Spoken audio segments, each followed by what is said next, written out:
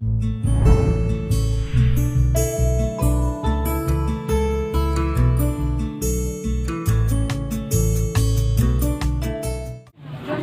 व्याकरण में उपसर्ग और प्रत्यय ये ध्यान दीजिएगा। यहाँ पर उपसर्ग और प्रत्यय मैं पढ़ा रहा हूँ। यदि ये समझ में आ जाए बात और अच्छा लगे तो निश्चित रूप से लाइक कीजिएगा,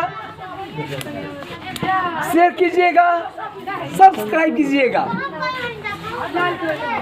और इससे सवाल आपके बोर्ड के परीक्षा में रहेंगे। उपसर्ग और प्रत्यय से सवाल रहेंगे।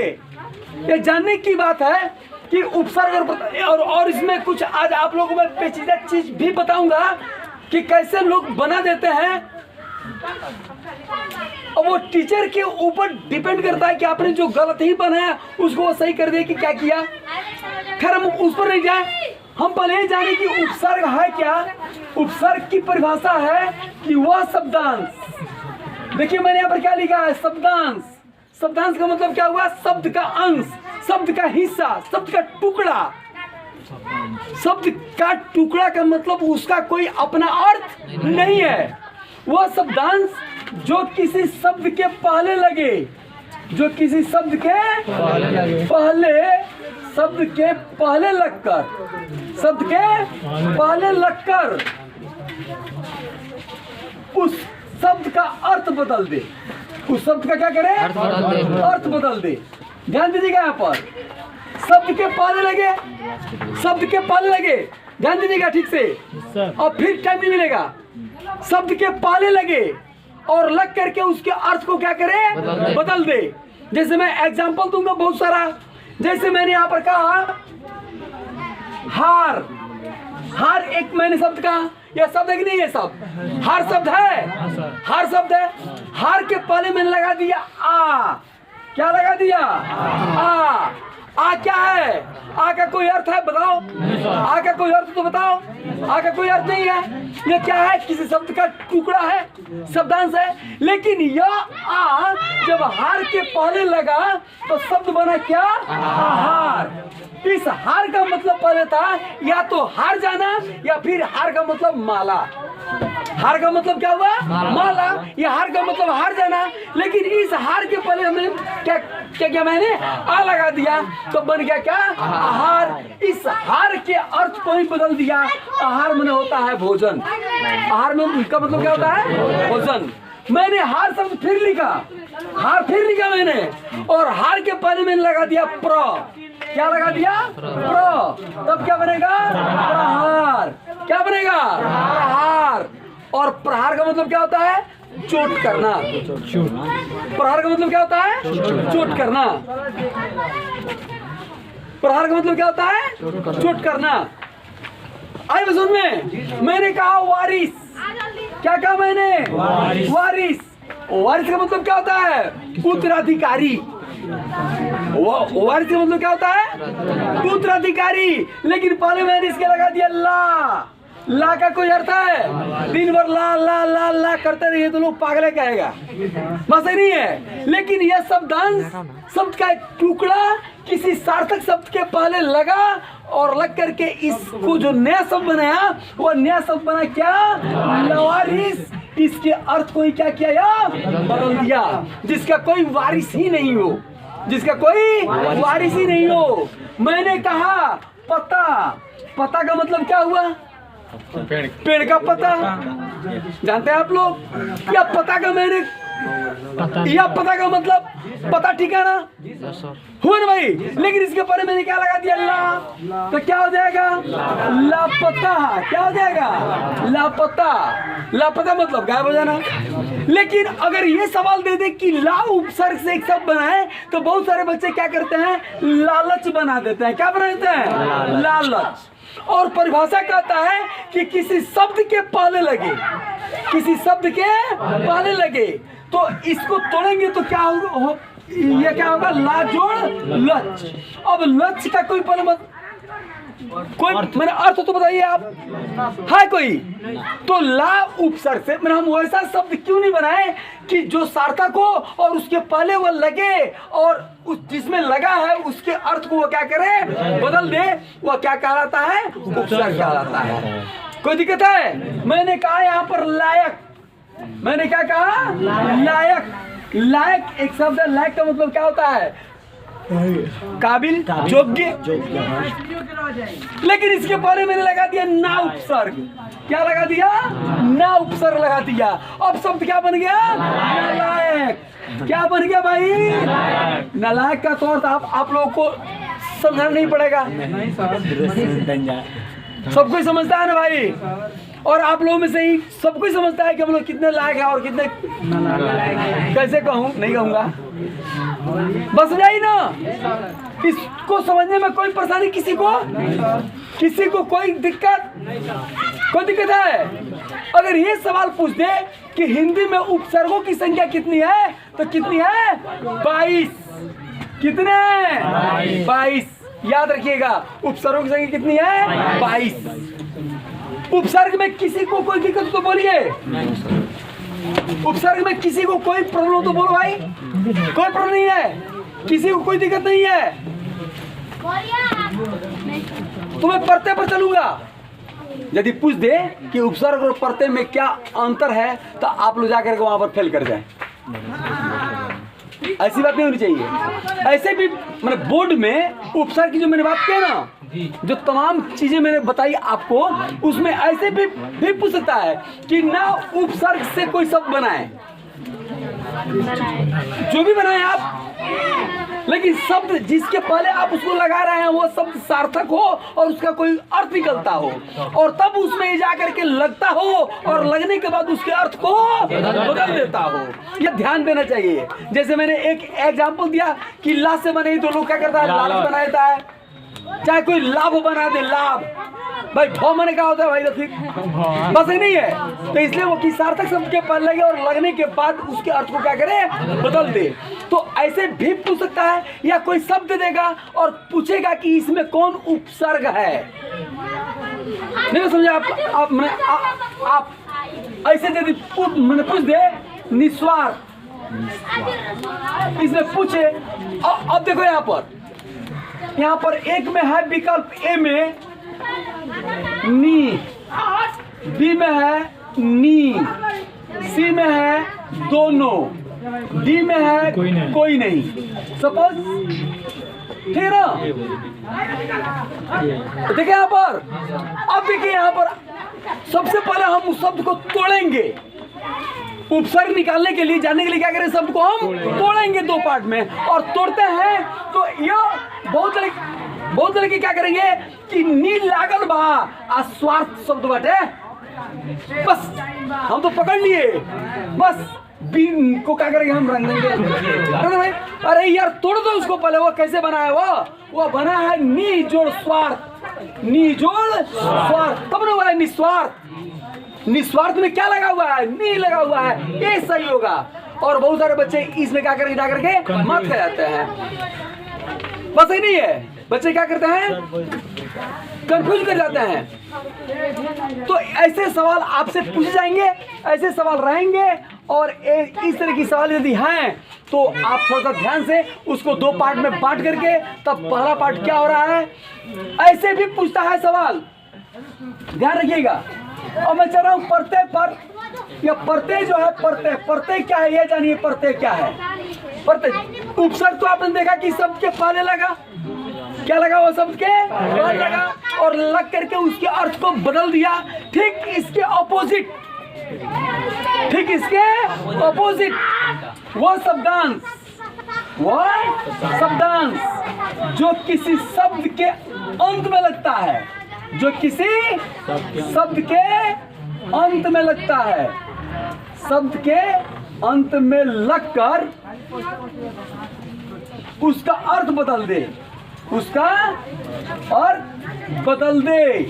क्या कहलाता है? प्रत्यय कहलाता है।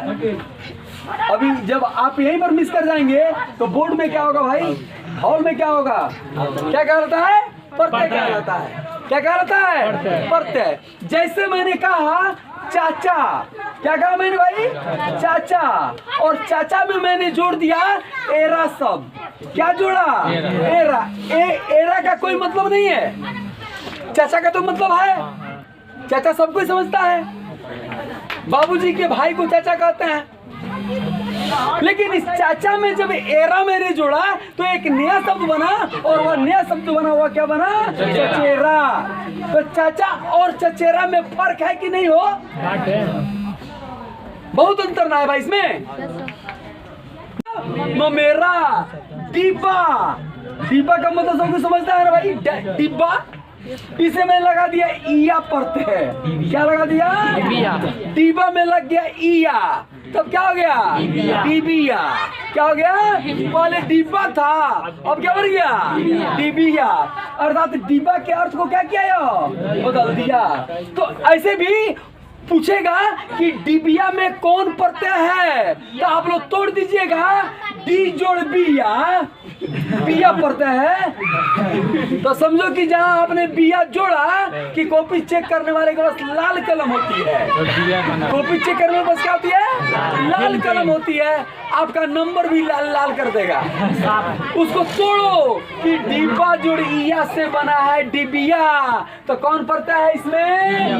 इया प्रत्यय है। क्या प्रत्यय है इसमें? इया प्रत्यय है। बात आई समझ में? किसी को दिक्कत है? लड़का शब्द है, लड़का। लड़का में आपने पन को जोड़ दिया, पन शब्द। पन शब्द नहीं, शब्दांश। ये पन क्या है? ये प्रत्यय का काम कर रहा है, क्योंकि लड़का का तो अर्थ सबको समझता है, लेकिन पन का कोई अर्थ नहीं है। लड़का का अर्थ सबको समझता है भाई लड़का। लेकिन लड़का में पन जब लग गया तो क्या हो गया? लड़कपन। लड़कपन जिसे ना आप देख सकते हैं ना छू सकते हैं, बस यही नहीं हो। आइए सुनने, सुंदर शब्द है, सुंदर। सुंदर, इसमें आपने ता लगा दिया, क्या हो जाएगा? सुंदरता। सुंदर में और सुंदरता में फर्क है कि नहीं है? बहुत अंतर है। गरीब शब्द है, गरीब। मैंने इसमें क्या किया?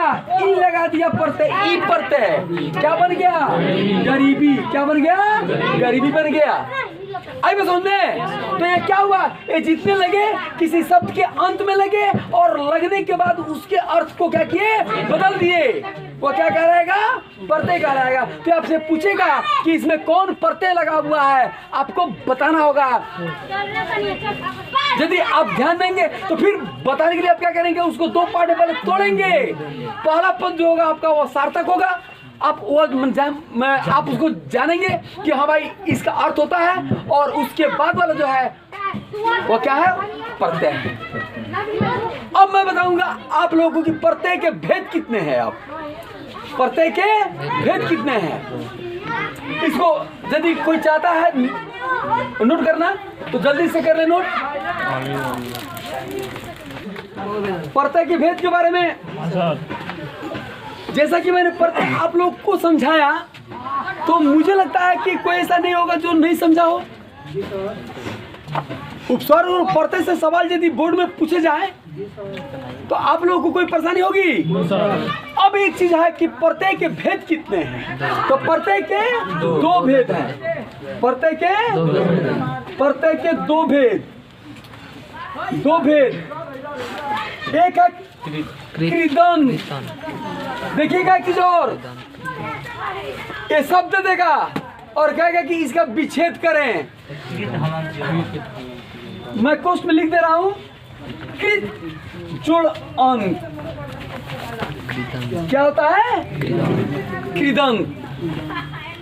विच्छेद करने के लिए मैंने ऐसे यदि मैं नहीं बताऊं तो बहुत सारे बच्चे हैं जो गलती कर जाएंगे, लेकिन ये ऐसा पूछता है जैसे तद्धित होगा, कह देगा कि तद्धित का विच्छेद क्या होगा। और एक चीज मैं और बताऊंगा, जो विच्छेद करने के लिए आता है तो उसमें कहता है कि इसका संधि विच्छेद करें।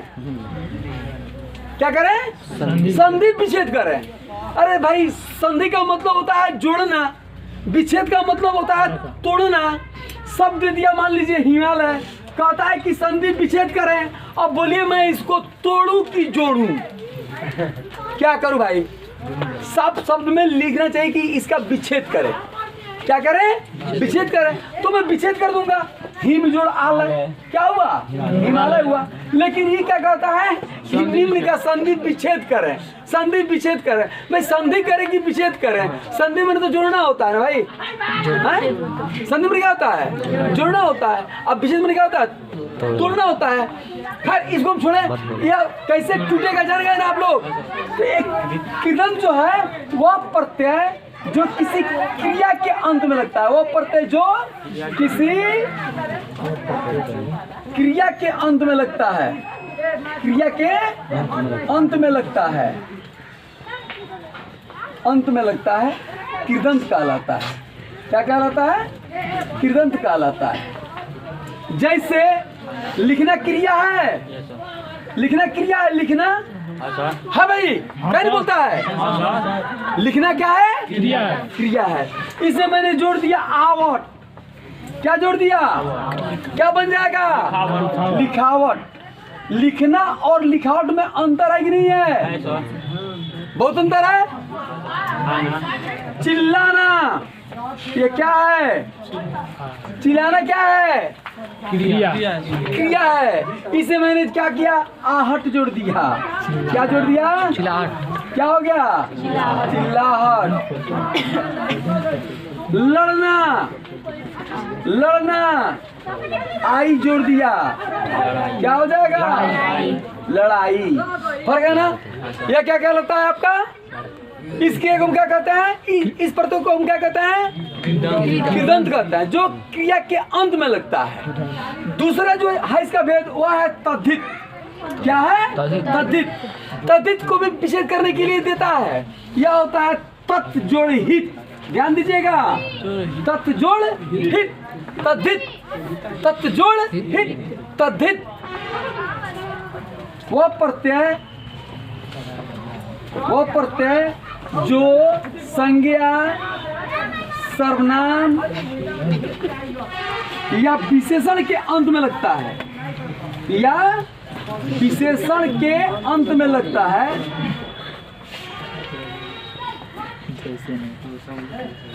तद्धित कहलाता है। बात ऐसा ना हो। जैसे बूढ़ा क्या है? बूढ़ा, बूढ़ा क्या है? संज्ञा है कि सर्वनाम है कि विशेषण है कि क्रिया है कि क्या है भाई? बूढ़ा, बूढ़ा संज्ञा है। मैंने क्या कहा? अरे विशेषण ना भाई, बूढ़ा हो वो किसी की विशेषता को नहीं बता रहा है। आज जब तुम बुढ़ापा कहेगा तो बुढ़ापा वो संज्ञा हो जाएगा, भाववाचक संज्ञा। आप किसी ने देख सकते हैं ना, छू सकते हैं, केवल महसूस करते हैं आदमी वो बुढ़ा है, हैं? बूढ़ा क्या है? विशेषण है। और इसके अंत में मैंने क्या लगाया? पा। क्या हो गया? बुढ़ापा। क्या हो गया? बुढ़ापा। सुंदर क्या है? सुंदर विशेषण है। इसमें आपने क्या लगा दिया? ता। क्या हो गया? सुंदरता। लड़का है, लड़का क्या है? संज्ञा है। इसमें आपने लगा दिया पन। क्या हो गया? लड़कपन। क्या हो गया? आई बस समझ में हो? आई बस समझ में? अब यदि उपसर्ग और प्रत्यय से कोई सवाल आता है तो छूट जाएगा? जी नहीं। छूट जाता है यदि, तो इसका मतलब है कि आप लोग केवल यहीं पर पढ़ते हैं, घर पर नहीं पढ़ते हैं। खैर अब तो इस सुविधा को भी मैंने दे दी है कि घर पर यदि आप चाहे ऑनलाइन मेरी बात को फिर से सुनना तो फिर से आप सुन सकते हैं कि हम कहीं मिस तो नहीं कर रहे हैं। मैं नहीं, आप लोग। ठीक ना? कोई दिक्कत?